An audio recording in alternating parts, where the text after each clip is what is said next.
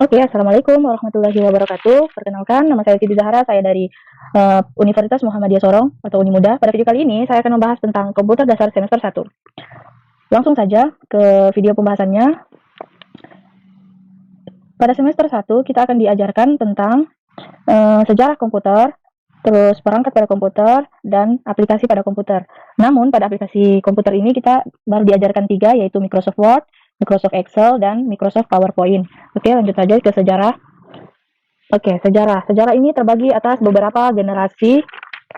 Sejarah komputer merupakan perangkat yang saat ini banyak dipakai di kehidupan sehari-hari. Dengan adanya perangkat komputer ini, bisa digunakan untuk aktivitas dari manusia, sehingga memudahkan semua pekerjaan. Komputer pun terus berkembang setiap waktu, hingga sampai yang kita rasakan sekarang. Komputer sekarang sangat jauh berbeda dengan komputer-komputer terdahulu, sebab komputer sebelumnya memiliki ukuran yang sangat besar, sehingga dapat menghabiskan satu ruangan. Perkembangan komputer dari generasi ke generasi. Yang generasi pertama itu menggunakan tabung vakum mulai dari tahun 1946 sampai tahun 1959. Tahun 1946 adalah tahun dibuatnya komputer pada generasi pertama dengan memakai tabung vakum untuk dijadikan sebagai komputer dasar. Tabung vakum ini cepat sekali panas pada saat dipakai. Komputer ini juga memerlukan daya listrik yang sangat besar. Ciri-ciri pertama pada pada komputer generasi pertama ini yaitu memiliki hardware-nya itu ukuran yang jauh lebih besar daripada komputer yang sekarang. Yang kedua, interior design. Interior design ini sistem operasinya dibuat secara spesifik dan hanya dapat melakukan tugas tertentu. Selanjutnya ada program bahasa. Program bahasanya pada generasi pertama ini masih menggunakan bahasa mesin. Selanjutnya menggunakan silinder magnetik. Silinder magnetik ini digunakan untuk menyimpan data. Terus perlu mesin pendingin karena cepat panas di komputer generasi pertama ini masih cepat sekali panas, jadi dia memerlukan mesin pendingin. Selanjutnya kapasitor penyimpanannya masih sangat-sangat kecil. Yang selanjutnya kinerjanya lambat dan menggunakan tabung hampa sebagai sirkuitnya. Lanjut ke sejarah komputer generasi kedua, yaitu pada tahun 1959 sampai 1965. Di sini dia menggeser tabung vakum tadi, dia menggunakan transistor. Komputer dengan menggunakan komponen dasar transistor mempunyai ukuran yang lebih kecil dibanding tabung vakum serta daya listriknya yang diperlukan juga lebih kecil.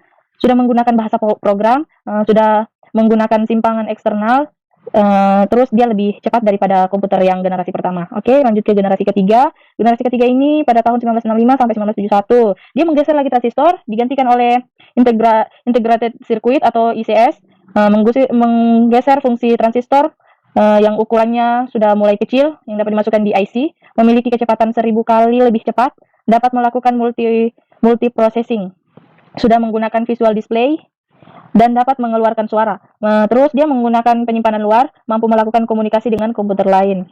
Terus generasi keempat dan kelima ini sudah semakin kesini semakin canggih. Terus ukurannya juga semakin kecil. Terus gampang dibawa kemana-mana.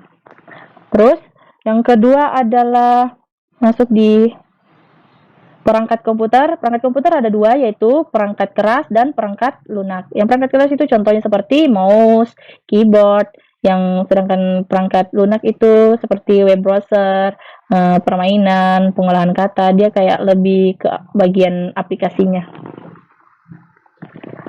Selanjutnya kita pembahasannya adalah aplikasi Microsoft. Ini aplikasi Microsoft ini sebenarnya ada beberapa, tapi yang baru dipelajari ada 3, yaitu yang pertama ada Microsoft Word, terus Microsoft Excel, terus Microsoft PowerPoint. Pertama kita akan membahas Microsoft Word. Oke, pertama Microsoft Word. Microsoft Word ini adalah salah satu aplikasi yang terdapat pada MS Office, yaitu Microsoft Word. Aplikasi ini diterbitkan pada tahun 1983 dengan berbagai versi dan hingga saat ini sudah ada versi Microsoft Word 2010 yang lebih canggih dan pasti lebih aman dan nyaman digunakan. Dari aplikasi ini kita dimudahkan untuk membuat surat, dokumen, buku, dan lain-lain. Yang kedua itu ada aplikasi Microsoft Excel. Aplikasi ini digunakan untuk mengolah data berupa angka dan sangat membantu